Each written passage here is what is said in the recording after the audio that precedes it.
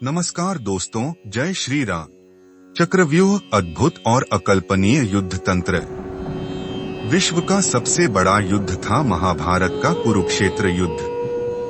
इतिहास में इतना भयंकर युद्ध केवल एक बार ही घटित हुआ था।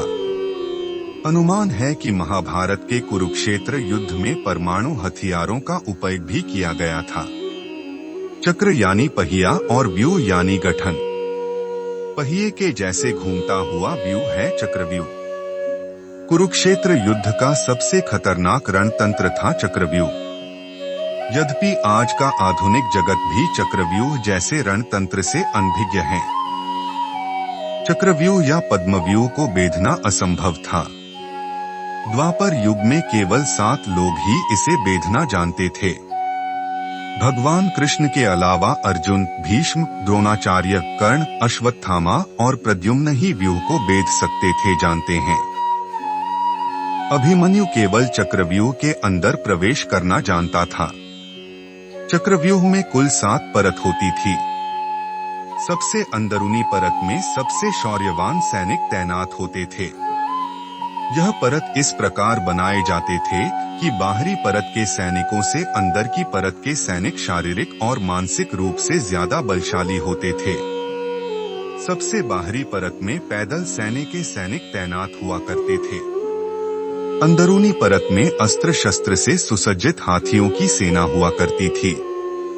चक्रव्यूह की रचना एक भूल भुलैया के जैसी होती थी, जिसमें एक बार शत्रु फंस गया तो घन चक्कर बनकर रह जाता था। चक्रव्यूह में हर परत की सेना घड़ी के कांटे के जैसे ही हर पल घूमता रहता था। इससे व्यूह के अंदर प्रवेश करने वाला व्यक्ति अंदर ही खो जाता और बाहर जाने का रास्ता भूल जाता था। महाभारत में व्यूह की रचना गुरु द्रोणाचार्य ही करते थे। चक्रव्यूह को युग का सबसे सर्वश्रेष्ठ सैन्य दलदल माना जाता था। इस व्यूह का गठन युधिष्ठिर को बंदी बनाने के लिए ही किया गया था। माना जाता है कि 48/128 किलोमीटर के क्षेत्रफल में कुरुक्षेत्र नामक जगह पर युद्ध हुआ था, जिसमें भाग लेने वाले सैनिकों की संख्या 1.8 मिलियन था।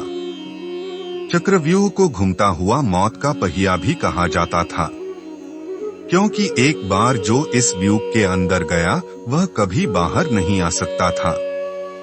यह पृथ्वी की ही तरह अपने अक्ष में घूमता था, साथ ही साथ हर परत भी परिक्रमा करती हुई घूमती थी। इसी कारण से बाहर जाने का द्वार हर वक्त अलग दिशा में बदल जाता था, जो शत्रु को भ्रमित करता था। अद्भुत और अकल्पनीय युद्ध तंत्र था चक्रव्यूह। आज का आधुनिक जगत भी इतने उलझे हुए और असामान्य रणतंत्र को युद्ध में नहीं अपना सकता है। जरा सोचिए कि सहस्र वर्ष पूर्व चक्रव्यूह जैसे घातक युद्ध तकनीक को अपनाने वाले कितने बुद्धिमान रहे होंगे। चक्रव्यूह ठीक उस आंधी की तरह था जो अपने मार्ग में आने वाले हर चीज को तिनके की तरह उड़ाकर नष्ट कर देता था। इस व्यूह को बेधने की जानकारी केवल 7 लोगों के ही पास थी। अभिमन्यु व्यूह के भीतर प्रवेश करना जानता था, लेकिन बाहर निकलना नहीं जानता था। इसी कारण वश कौरवों ने छल से अभिमन्यु की हत्या कर दी थी। माना जाता है कि चक्रव्यूह का गठन शत्रु सैन्य को मनोवैज्ञानिक और मानसिक रूप से इतना जर्जर बनाता था कि एक ही पल में हजारों शत्रु सैनिक प्राण त्याग देते थे। कृष्ण, अर्जुन, भीष्म, द्रोणाचार्य, कर्ण, अश्वत्थाम और प्रद्युम्न के अलावा चक्रव्यूह से बाहर निकलने की रणनीति किसी के भी पास नहीं थी। आपको जानकर आश्चर्य होगा कि संगीत या शंख के नाद के अनुसार ही चक्रव्यूह के सैनिक अपनी स्थिति को बदल सकते थे। कि भी सेनापति या सैनिक अपनी मन मर्जी से अपनी स्थिति को बदल नहीं सकता था।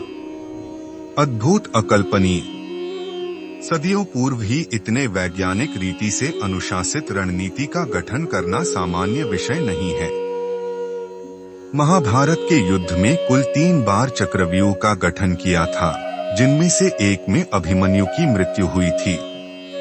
केवल अर्जुन ने कृष्ण की कृपा से चक्रव्यूह को बेधकर जयद्रथ का वध किया था। हमें गर्व होना चाहिए कि हम उस देश के वासी हैं जिस देश में सदियों पूर्व के विज्ञान और तकनीक का अद्भुत दर्शन देखने को मिलता है। निस्संदेह चक्रव्यूह न भूतो न भविष्यति युद्ध तकनीक था। न भूतकाल में किसी ने देखा और न भविष्य में कोई इसे देख पाएगा। मध्य प्रदेश के एक स्थान और कर्नाटक के शिव मंदिर में आज भी चक्रव्यूह बना हुआ है। हमें आशा है कि आपको हिंदू मिथोलॉजी की जानकारी पसंद आ रही होगी। यदि आपको हमारी बताई हुई जानकारी पसंद आ रही है तो हमारे चैनल को सब्सक्राइब करें और वीडियो को लाइक, शेयर करें और कमेंट्स बॉक्स में जय श्री राम लिखें।